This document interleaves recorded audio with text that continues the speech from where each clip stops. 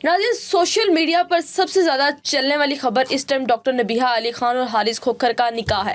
लोगों ने तनकीद का निशाना भी बनाया, लोगों ने नेगेटिव भी देखा, लोगों ने पॉजिटिव भी देखा और काफ़ी लोगों का ये कहना था। एक टिकटॉकर हैं, उनका नाम हम आपके सामने ले देते हैं, रूबी मलिक। रूबी मलिक ने ये कहा कि जो डॉक्टर नबीहा अली खान है ये फ़ेक है, इनके पास कोई डिग्री नहीं है और ये बातें सोशल मीडिया पर गर्दिश कर देती हैं। और अगर हम बात करें तो बुशरा शकील एक एंकर पर्सन है, उन्होंने भी काफ़ी ज़्यादा वीडियोस की। उनके बाद एक बिहाफ पर रात को एक न्यूज़ सामने आती है कि कोहिनूर चैनल पर, जहां पर डॉक्टर नबीहा अली खान काम कर रही थी, उन्होंने डॉक्टर नबीहा अली खान को डिग्री मांगने पर और डॉक्टर नबीहा अली खान ने इनकार कर दिया तो उनको चैनल से निकाल दिया जाता है। ये खबर रात की है जो रात को गर्दिश कर रही थी सोशल मीडिया पे। और ये निकाह जो कि निकाह होता है कि आप लोग एक अच्छे रिश्ते में बनते हैं, मियाँ बीवी का रिश्ता होता है और शादीशुदा लाइफ एक अच्छी लाइफ गुजारते हैं।